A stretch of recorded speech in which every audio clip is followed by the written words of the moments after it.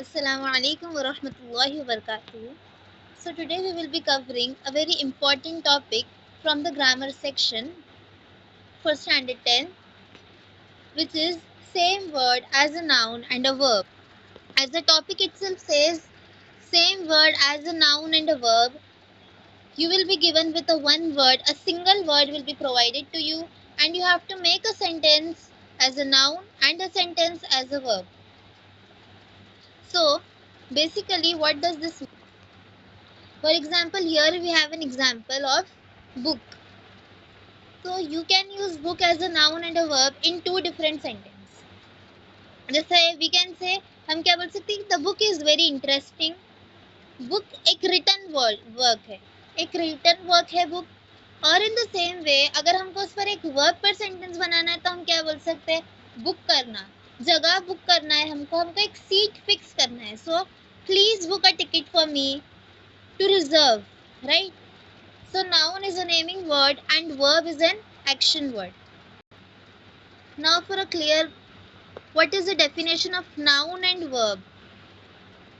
क्या है noun? We have studied this since the previous standards. हम ये पढ़ते आ रहे कि noun is a naming word of a person, place, animal, thing or idea. Then verb is an action word. Verb आता है, verb की definition में सबसे पहले क्या आता है, it is an action word. Okay, so you have to use the noun. Noun के ऊपर आपका कोई भी word आ सकता है, right? Noun और verb के relation में आपको कोई भी word आ सकता है and you have to use them as a noun and a verb. A word will be given to you और ये आप पर depend है आप उसको कैसा use करते हो. For example, a word clap. Clap दिया जा सकता है आपको, और any other word. The word could be clap और क्या हो सकता है, march हो सकता है, right? So any word we can pick. It can be clap, march, dream, desert, कोई भी word हो सकता है and you just have to fit it in the criteria of noun and a verb to make a sentence over it. Then same word as a noun and a verb. Here I have some examples which you can took over to understand the concept. First example is walk. Walk एक walk होता है, एक random walk. We went for a walk in the park. हम इसको as a noun use कर सकते हैं, we went for a walk in the park. और अगर हमको इसको एक verb की तरीके से use करना है, so she walks to school every day, right? He walks to school every day. You can use it in this way. Same another word we have as play है हमारे पास एक word play. Play एक क्या हो, आप उसको noun में भी use कर सकते हैं. The play was very interesting. And as a verb हम क्या बोलेंगे, the children are playing in the park. The children play football after school, right? So the same concept. और एक word आता है run.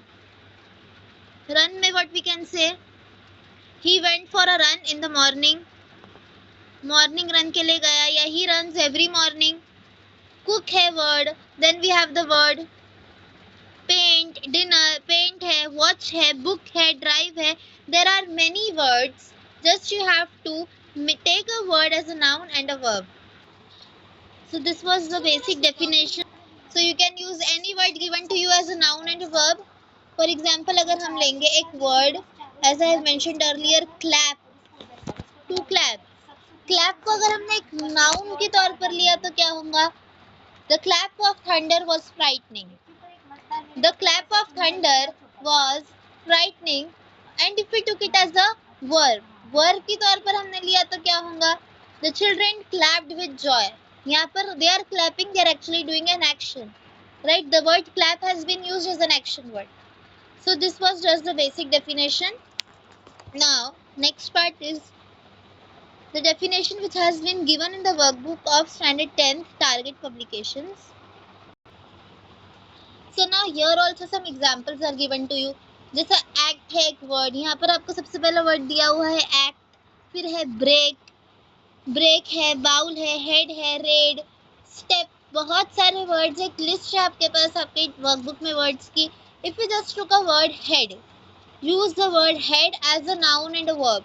Head अगर हम सुनते तो सबसे पहले we have our head, हमारा सर आता है, और दूसरा जो चीज रहती है वो क्या है, उस तरफ जाना, to go in that direction. For example, here the sentence given to you is he was hit on the head. उसको उसके सर पर मारा गया था. And the next is let us head for the exit. मतलब exit की तरफ हम जाते हैं.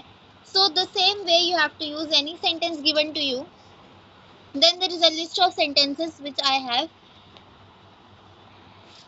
जितने sentence आपकी workbook में given है, many sentences are given. In those sentences, from those words I have picked some words like contest, contract, impact, object, perfect, project. इतने सारे words है. और यहाँ पर आपको जब यहाँ पर as a noun जो sentence दिया हो उसके बाद में you can easily see the meaning of that sentence. For example, first sentence given to you is the singing contest was exciting. So यहाँ पर contest की meaning दी हुई है, it is a competition or a rivalry, right? As a noun हमने use किया इसको. अगर हमने यही same sentence को as a verb use किया तो क्या आ रहा है? They will contest the election. Contest मतलब होता है they will be a part or take part in a contest. Okay?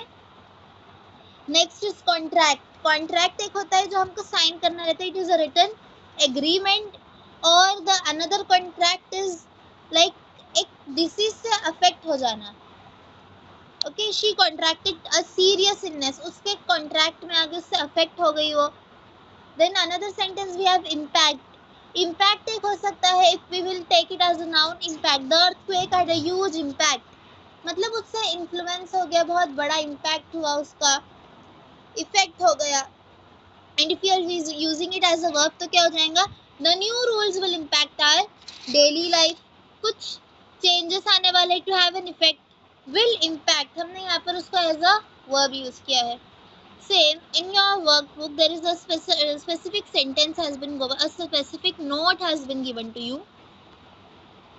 Words denoting noises such as bang, blast, chime, chirp, ये सारे words दिए हुए आपको. ये है noises, mostly animals और birds के. यहाँ पर both can be used as a noun and verb. फिर एक आपको दिया हुआ है professions का, butcher, judge, model, nurse, pilot, smith. ये दोनों को भी आप, ये सब प्रोफेशंस को भी आप as a noun and verb use कर सकते हैं as well as the sounds और noises. So I have some sentences for them.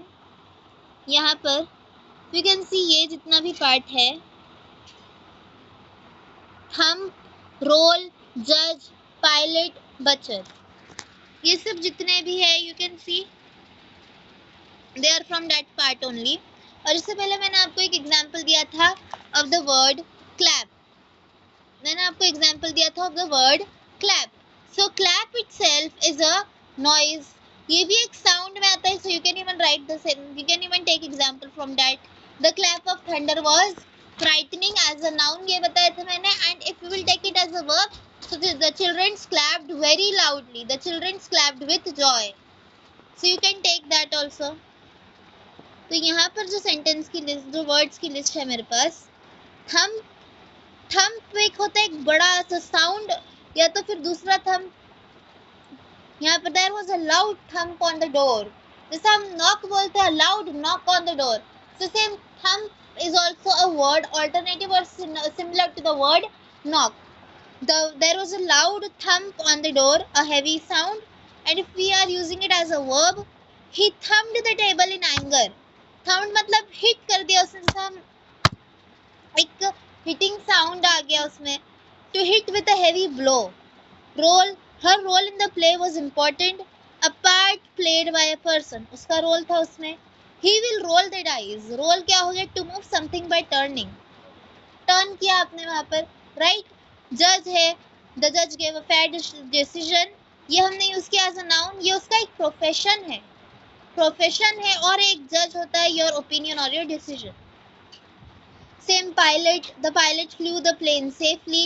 He will pilot the new project. He will pilot, अब इसका मतलब क्या है? He will pilot the new project. Pilot का यहाँ पर मतलब if you will take it as a noun, तो मतलब वो उसको लीड करेगा. जैसे एक पायलट है वो प्लेन को लीड करता है, वैसे ही if you will take the sentence as a verb, so it means वो गाइड करेगा या he will lead the next project. Butcher, butcher मतलब जो a person who sells or cuts meat.